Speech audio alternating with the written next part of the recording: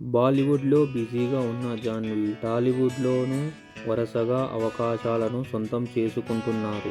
2 చిత్రాలలో తెలుగు ప్రేక్షకులను పలకరించనున్నారు. ఎన్టీఆర్ సరసన దేవరాలో ఆడిస్తున్నారు. ఇప్పటికే ఈ సినిమాలోని పాటలు ట్రెండ్ క్రియేట్ చేశాయి. కొరటాల శివ దర్శకత్వంలో రూపొందుతున్న ఈ చిత్రమిది. సైఫ్ అలీ ఖాన్ విలన్గా నటిస్తున్నారు.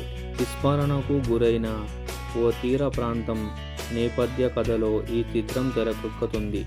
చిత్రీకరణ ముగింపు దశలో ఉంది.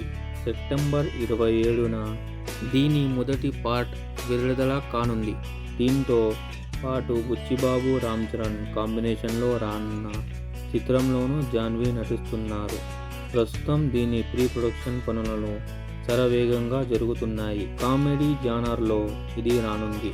ఒకవేళ నాని తర్వాత సినిమాకు జాహ్నవి గ్రీన్ సిగ్నల్ ఇస్తే తెలుగులో అది ఆమెకు 3వ చిత్రం అవుతుంది.